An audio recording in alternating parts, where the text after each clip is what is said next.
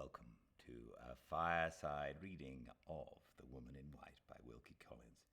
Reading 20, Chapter 4. Leaving by an early train, I got to Limeridge in time for dinner. The house was oppressively empty and dull. I had expected that good Mrs. Vesey would have been company for me in the absence of the young ladies, but she was confined to her room by a cold. The servants were so surprised at seeing me that they hurried and bustled absurdly and made all sorts of annoying mistakes. Even the butler, who was old enough to have known better, brought me a bottle of port that was chilled. The reports of Mr. Fairley's health were just as usual, and when I sent up a message to announce my arrival, I was told that he would be delighted to see me the next morning, but that the sudden news of my appearance had prostrated him with palpitations for the rest of the evening. The wind howled dismally all night, and strange cracking and groaning noises sounded here, there, and everywhere in the empty house. I slept as wretchedly as possible and got up in a mighty bad humour to breakfast by myself the next morning. At 10 o'clock I was conducted to Mr. Fairley's apartments. He was in his usual room, his usual chair, and his usual aggravating state of mind and body. When I went in, his valet was standing before him, holding up for inspection a heavy volume of etchings as long and as broad as my office writing desk. The miserable foreigner grinned in the most abject manner and looked ready to drop with fatigue, while his master composedly turned over the etchings and brought their hidden beauties to light with the help of a magnifying glass. "You very best of good old friends," said Mr. Fairley, leaning back lazily before he could look at me. "Are you quite well? How nice of you to come here and see me in my solitude, dear Gilmore." I had expected that the valet would be dismissed when I appeared, but nothing of the sort happened. There he stood, in front of his master's chair, trembling under the weight of the etchings, and there Mr. Fairley sat, serenely twirling the magnifying glass between his white fingers and thumbs. "I have come to speak to you on a very important matter," I said, "and you will therefore excuse me if I suggest that we had better be alone." The unfortunate valet looked at me very gratefully. Mr. Fairley faintly repeated my last 3 words, "Better be alone," with every appearance of the utmost possible astonishment. I was in no humour for trifling, and I resolved to make him understand what I meant. "Oblige me by giving that man permission to withdraw," I said, pointing to the valet. Mr. Fairley arched his eyebrows and pursed his lips in sarcastic surprise. "Man?" he repeated. "You provoking old Gilmore! What can you possibly mean by calling him a man? He's nothing of the sort. He might have been a man half an hour ago, before I wanted my etchings, and he may be a man half an hour hence, when I don't want them any longer. At present he is simply a portfolio stand.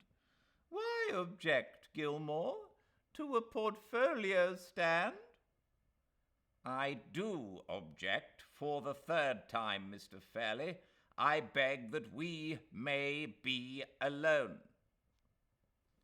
My tone and manner left him no alternative but to comply with my request. He looked at the servant and pointed peevishly to the chair at his side. "Put down the etchings and go away," he said. "Don't upset me by losing my place. Have you or have you not lost my place? Are you sure you have not? And have you put my handbell quite within my reach? Yes? Then why the devil don't you go?" The valet went out. Mr. Fairley twisted himself round in his chair, polished the magnifying glass with his delicate cambric handkerchief, and indulged himself with a sidelong inspection of the open volume of etchings. It was not easy to keep my temper under these circumstances, but I did keep it. "I have come here at great personal inconvenience," I said, "to serve the interests of your niece and your family, and I think I have established some slight claim to be favoured with your attention in return." "Don't bully me!" exclaimed Mr. Fairley, falling back helplessly in his chair and closing his eyes. "Please don't bully me. I'm not strong enough." I was determined not to let him provoke me for Laura Fairley's sake. "My object," I went on, "is to entreat you to reconsider your letter, and not to force me to abandon the just rights of your niece and of all who belong to her. Let me state the case to you once more and for the last time." Mr. Fairley shook his head and sighed piteously. "This is heartless of you, Gilmore, very heartless," he said. "Never mind, go on." I put all the points to him carefully. I set the matter before him in every conceivable light. He lay back in his chair the whole time I was speaking, with his eyes closed. When I had done, he opened them indolently, took his silver smelling bottle from the table, and sniffed at it with an air of gentle relish. "Good Gilmore," he said between the sniffs, "how very nice this is of you. How you reconcile one to human nature." "Give me a plain answer to a plain question, Mr. Fairley. I tell you again, Sir Percival Glyde has no shadow of a claim to expect more than the income of the money. The money itself, if your niece has no children, ought to be under her control, and to return to her family.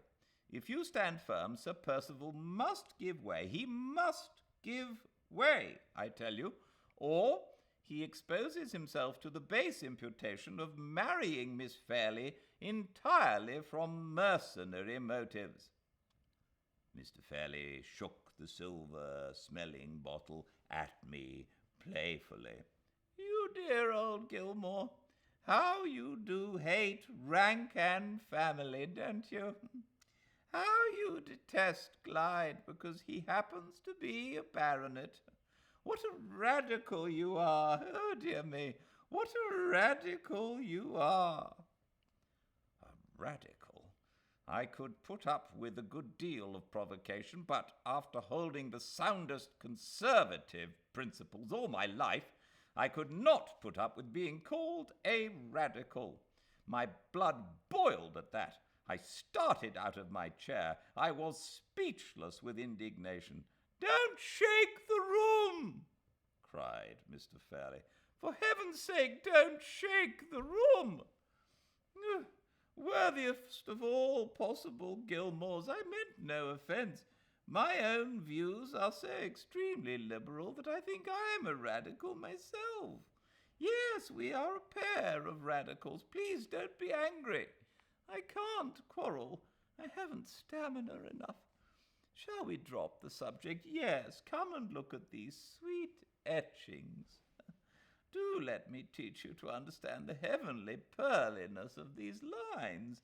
Do now, there's a good Gilmore." While he was maundering on in this way, I was, fortunately for my own self-respect, returning to my senses. When I spoke again, I was composed enough to treat his impertinence with the silent contempt that it deserved. "You are entirely wrong, sir," I said, "in supposing that I speak from any prejudice against Sir Percival Glyde. I may regret that he has so unreservedly resigned himself in this matter to his lawyer's direction as to make any appeal to himself impossible, but I am not prejudiced against him. What I have said would equally apply to any other man in his situation, high or low. The principle I maintain is a recognized principle. If you were to apply it at the nearest town here, to the first respectable solicitor you could find, he would tell you as a stranger what I tell you as a friend. He would inform you that it is against all rule to abandon the lady's money entirely to the man she marries. He would decline, on grounds of common legal caution, to give the husband, under any circumstances whatever, an interest of £20,000 in his wife's death." "Would he really, Gilmore?" said Mr. Fairley. "If he said anything half so horrid, I do assure you, I should tinkle my bell for Louis and have him sent out of the house immediately."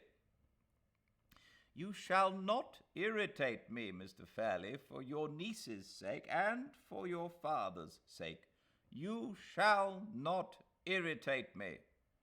You shall take the whole responsibility of this discreditable settlement on your shoulders before I leave this room." "Don't! Please! Now don't!" said Mr. Fairley. "Think how precious your time is, Gilmore, and don't throw it away. I would dispute with you if I could, but I can't. I haven't stamina enough. You want to upset me, to upset yourself, to upset Glyde, and to upset Laura. Oh, dear me, all for the sake of the very last thing in the world that is likely to happen. No, dear friend, in the interests of peace and quietness, positively, no." "I am to understand, then, that you hold by the determination expressed in your letter?" "Yes, please. So glad we understand each other at last. Sit down again, do." I walked at once to the door, and Mr. Fairley resignedly tinkled his handbell. Before I left the room, I turned round and addressed him for the last time. "Whatever happens in the future, sir," I said, "remember that my plain duty of warning you has been performed. As the faithful friend and servant of your family, I tell you at parting that no daughter of mine should be married to any man alive under such a settlement as you are forcing me to make for Miss Fairley." The door opened behind me, and the valet stood waiting on the threshold. "Louis," said Mr. Fairley, "show Mr. Gilmore out, and then come back and hold up my etchings for me again. Make them give you a good lunch downstairs. Do, Gilmore, make my idle beasts of servants give you a good lunch." I was too much disgusted to reply. I turned on my heel and left him in silence. There was an up train at 2 o'clock in the afternoon, and by that train I returned to London. On the Tuesday, I sent in the altered settlement which practically disinherited the very persons whom Miss Fairley's own lips had informed me she was most anxious to benefit. I had no choice. Another lawyer would have drawn up the deed if I had refused to undertake it. My task is done. My personal share in the events of the family story extends no farther than the point which I have just reached. Other pens than mine will describe the strange circumstances which are now shortly to follow. Seriously and sorrowfully, I close this brief record.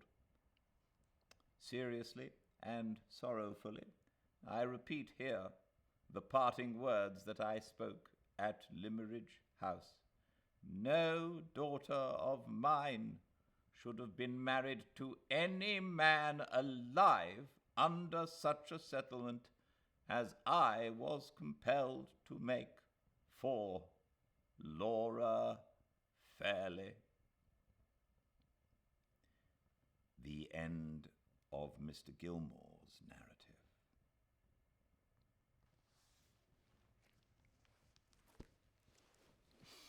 The next chapter is the story continued by Marion Holcomb. So we'll get to that on Sunday. Again, no reading tomorrow. Sorry about that. But I hope you all have a lovely Saturday, and I can't wait to see you all again on Sunday. But until then, everyone, please stay very, very well.